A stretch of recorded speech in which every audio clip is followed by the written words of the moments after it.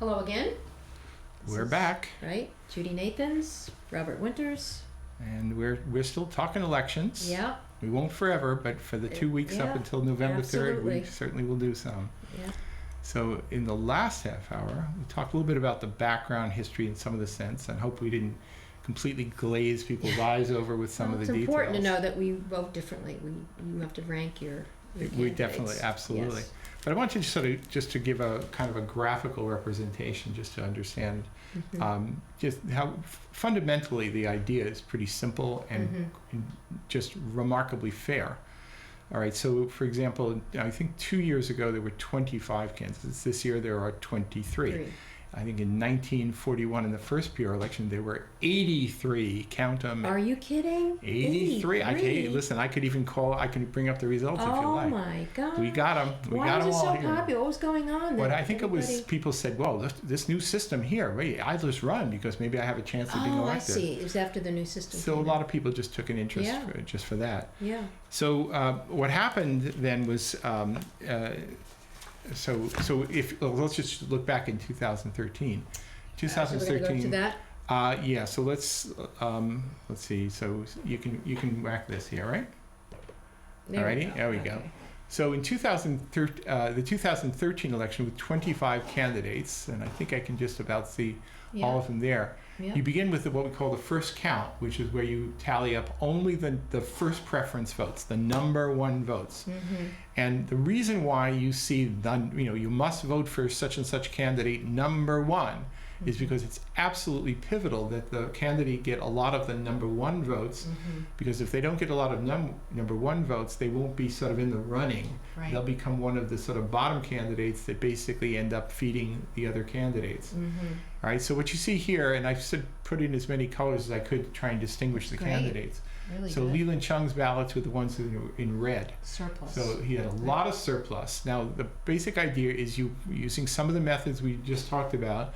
Use a Cincinnati method. You have to reduce his pile down to the election quota. All right. So if you go right in the bottom, it says count 2. Yeah, we'll go to that. So if you do that, this is what happens. So Leland's pile has been reduced, and it happened kind of quickly there. You could toggle back and forth if you want, but what you'll see is that we can do that. You can see here, and then you go to count 2, and then they jump. Not everybody, but a little bit. Everybody jumps up a little bit. Now at this point, because in this election there was only one candidate with a surplus of ballots, then at this point the surplus part of the game is over. There's no more candidates to redistribute that away. So at this point we enter what's essentially the bulk of the process, which is a series of runoffs. So it's just the transfer. The transfers. Okay. So at this point we still have 25 candidates. So what you do now that nobody has more than they're entitled to, you look at the very, very bottom, and the way we do it in Cambridge, we have a rule where if there are any candidates who fail to get 50 votes, right? I didn't know that. Oh, yeah. Okay.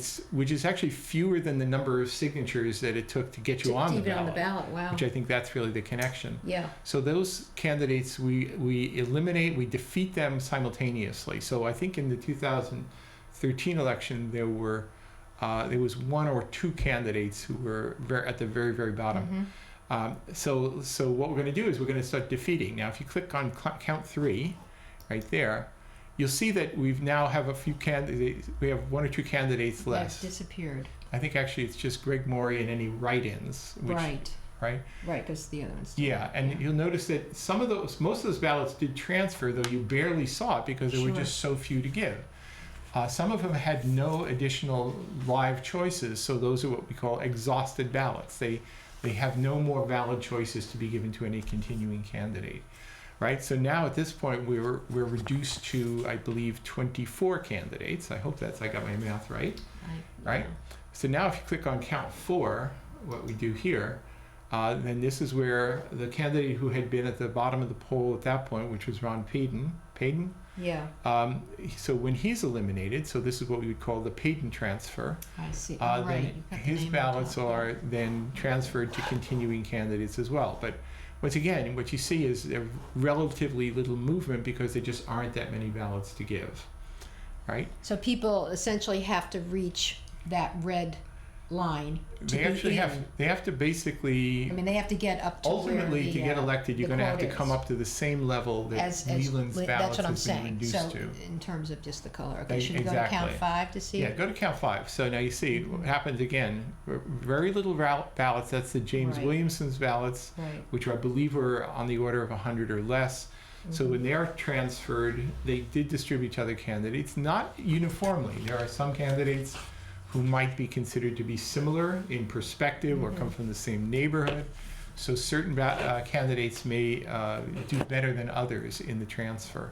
At this point, the person at the bottom of the poll is Leslie Phillips. So if we hit count 6, right, the numbers go up a little bit, right? Might as well just go through a little faster here. So we go, James Should I Lee, keep going? the Lee transfer. At this point, is the Ellie Yarden transfer. It kind of goes in And the then order. Gary of the, Mello. Now okay. let's slow down a little. So All right, let's go back to count 9. Right, now Luis Vasquez, he was a Hispanic right, man he who lived ran, in yes. Area 4 Yes. area, so he probably will benefit certain candidates more than others because if people choose to vote along ethnic lines or if they had been part of some slate, Right. which is what I'm going to get to shortly. So when we defeat Luis, and so the piles all go up a little bit, tiny bit there, some more than others. Now there is one thing that's actually noteworthy here because it's, it sort of speaks to the issue of candidate affinities.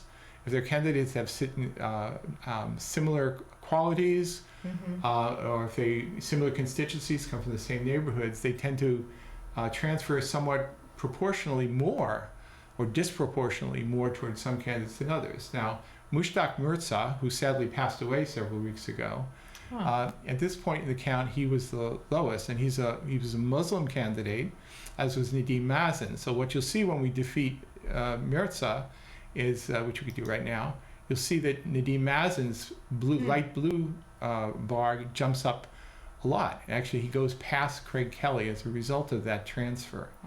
Now, again, in the spirit of candidate slates, which we're going to be speaking to in a moment, at this point, the last candidate is Janaki House. Janaki House was part of a group, they called it themselves the Clean Slate, which consisted of Dennis Carlone, Nadim Mazen, and Janaki House. So Janaki House is essentially what we often refer to as the feeder for the candidates who ultimately were going to Should do we go better. to that one? Yeah, so when you do that, right, now normally as a woman candidate, one might have surmised that She would go to another she would woman. go to Yeah. feed a lot of other women or people Yeah. in a similar neighborhood, whatever. So there was a marginal, not a very great effect, but a little bit of an advantage for Dennis Carlone and Nadim Mazen as a result of that.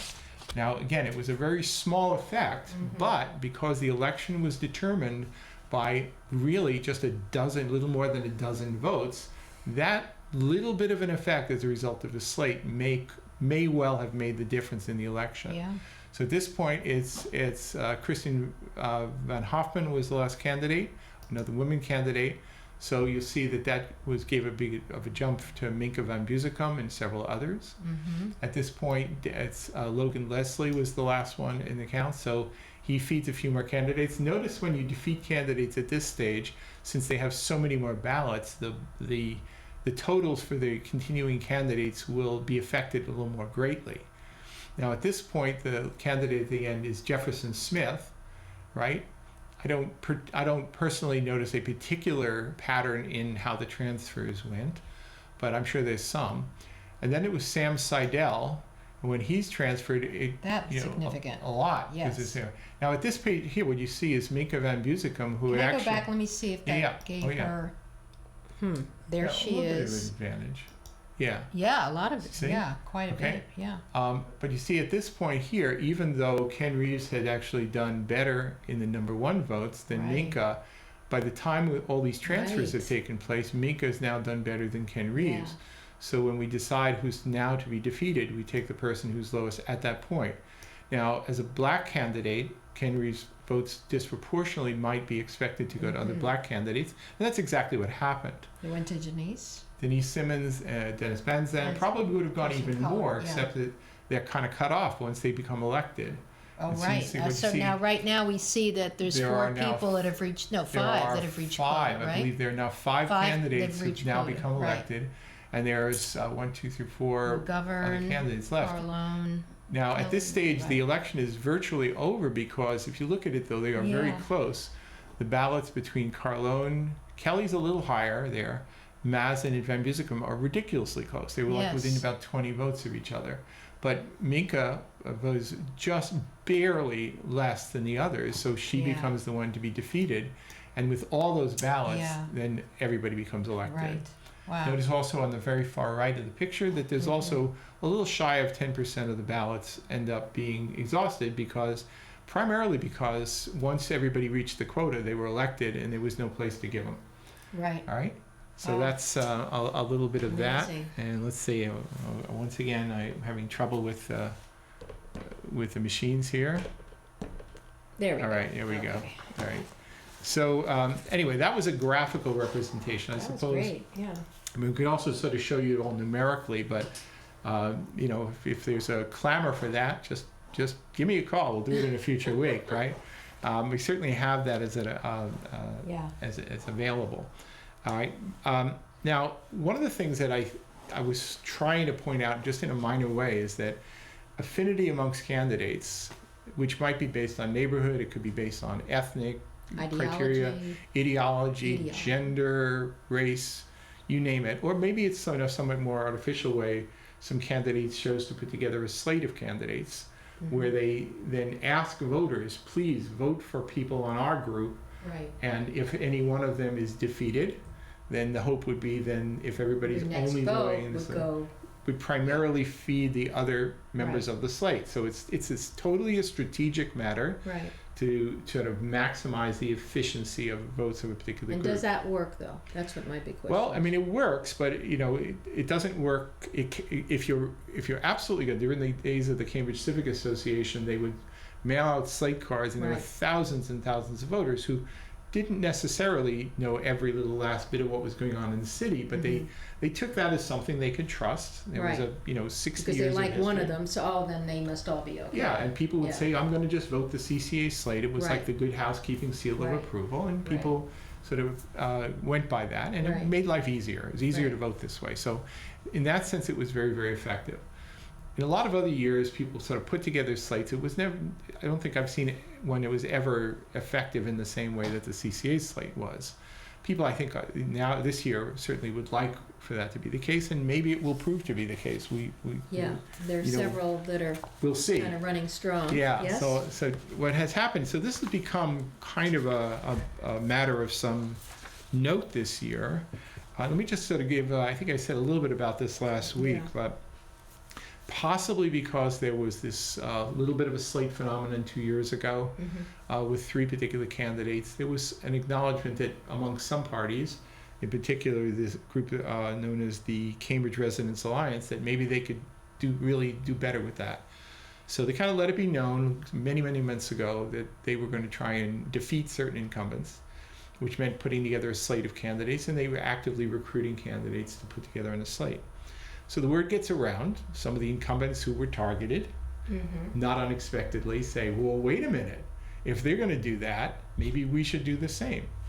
So they started talking about the possibility of having some of the incumbents get together and sort of not so much run together, but be listed on a common slate.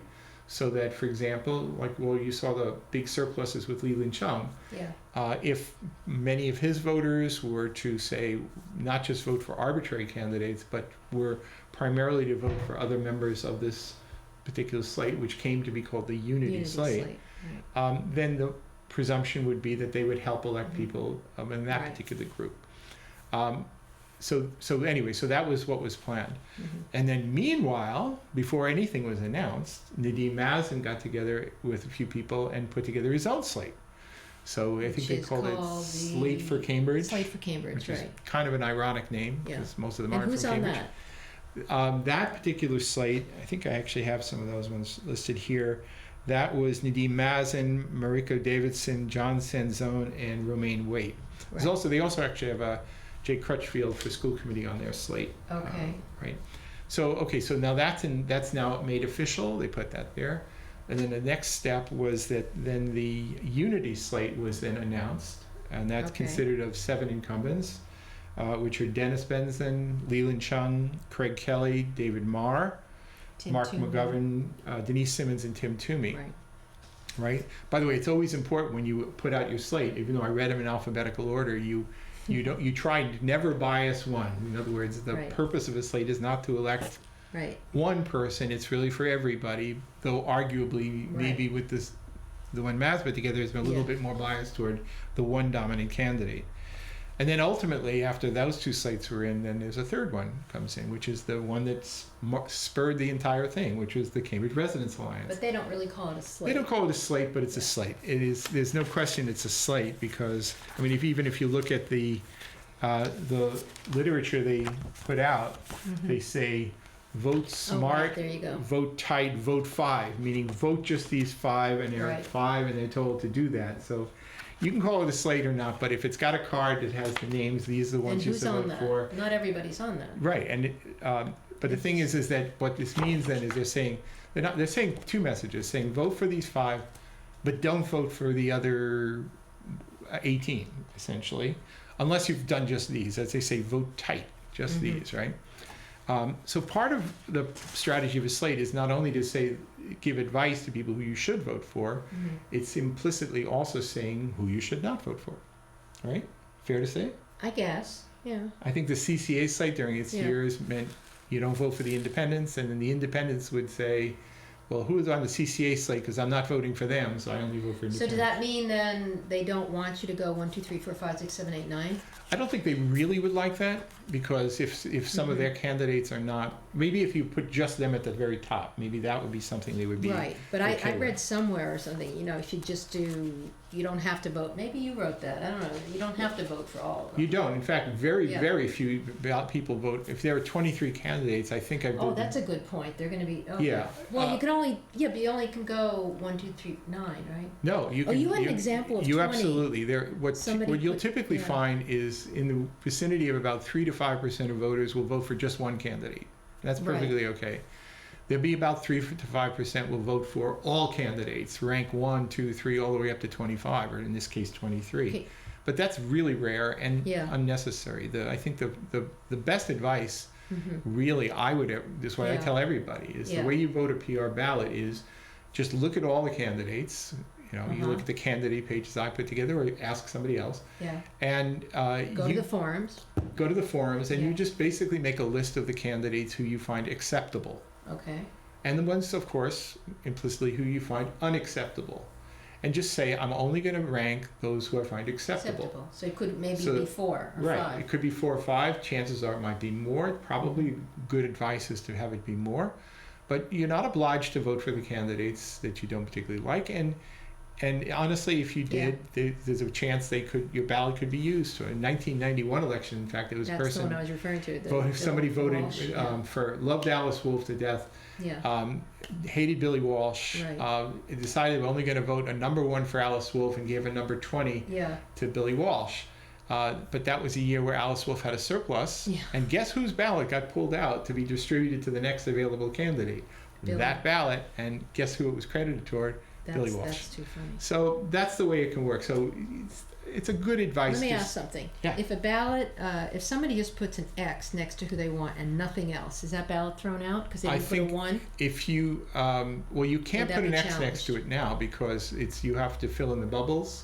But in the old days, they would have interpreted that. It's all the law. Is it a bubble under a number 1? Is that what the way the ballot? I wish I actually had a copy of the ballot here. Yeah, that would be great. Maybe next time. What you see is the candidate's name followed by bubbles for 1, 2, 3, 4, 5, 6, 7. So you punch in the bubble. We don't punch it in. No punch cards. No hanging chads here. You fill it in. You fill it in with a dark black pen.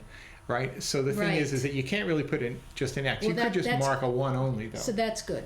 That's right. Good. Okay. Now, if in fact a person just put an X next to it and didn't fill in any of the bubbles, then that could be challenged. Well, that would be part of the ballots that are looked at after Election Day, and they would determine voter intent. And voter intent. And if the election commissioners, if they decided that the voter's intention was to give a number 1 to 1, they would assign it that way. Okay. Right? But it's up to the election commissioners to make that determination.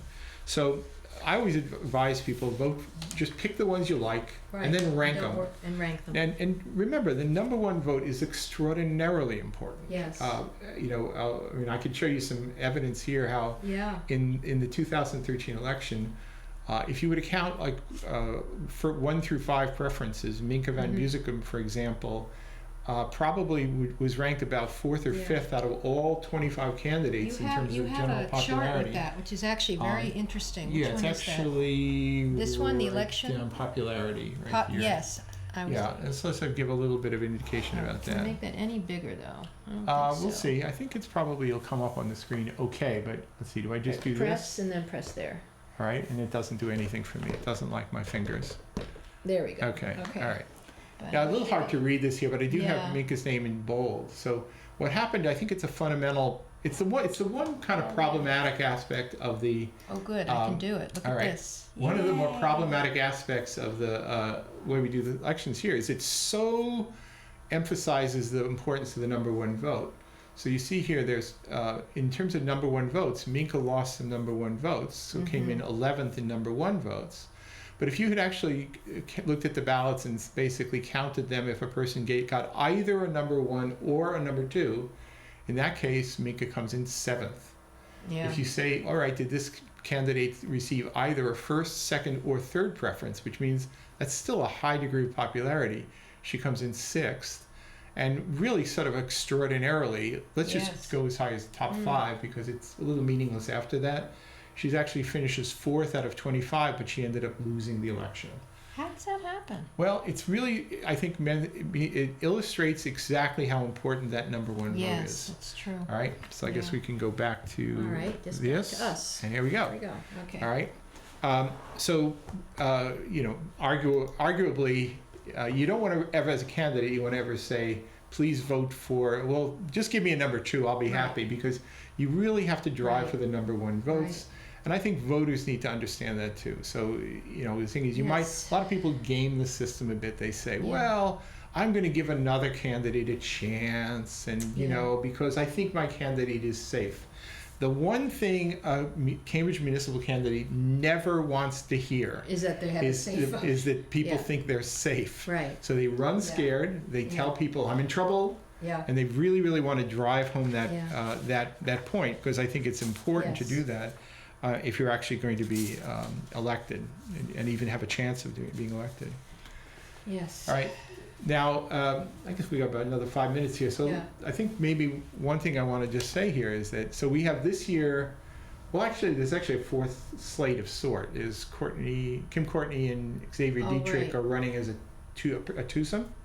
They were not at the last forum. And they're not at the last forum. So they're kind of minor candidates, but the thing is technically they're saying vote for both of us. Right. Right. So it's just a slate of 2. So there's the slate of 7, the Unity slate. There's the Mazen slate, or the slate for Cambridge, and then there's the Cambridge Residents Alliance slate as well.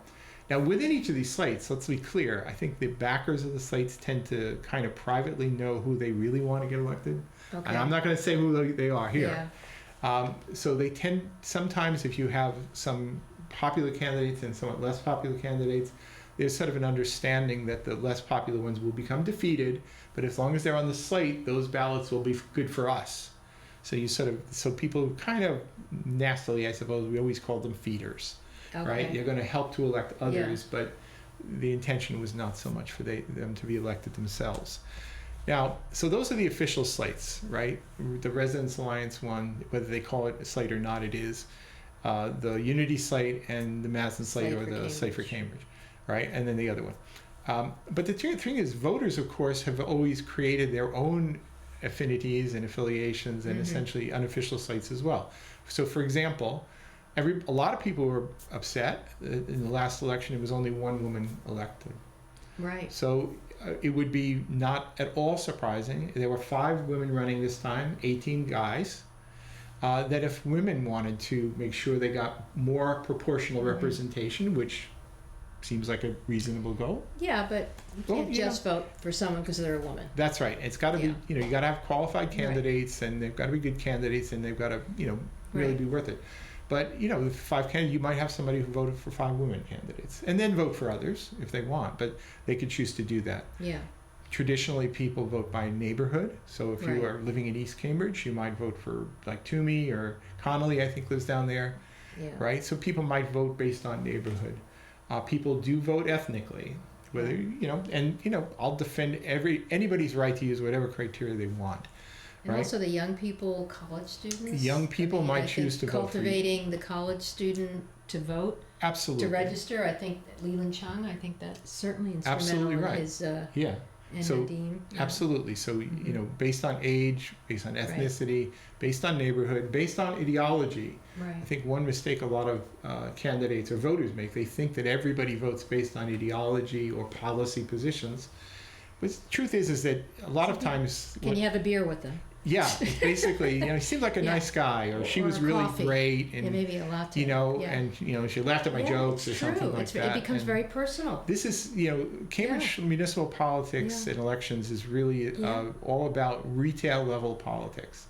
Yes. Going out, knocking doors, having conversations with people, making a good impression. The Iowa, it's very similar. I mean, this is what representativeness is about. Yes. Is that this person liked me, we got along, so maybe I want to vote for him because we got along. Right.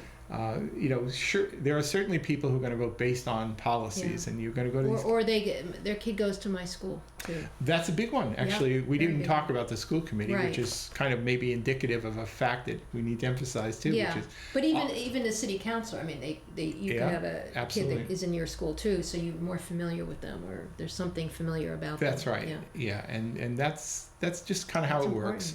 Yeah. So you can pay attention to the slates that are advertised, or you can sort of be creative and create your own slates, or you can mix and match. And we should mention that CCTV has great election coverage. Absolutely. That if you go, and it is also online, and the candidates. Yep. Okay. So anyway, we're going to wind down here now, right. and we'll More see next you week. See you next week.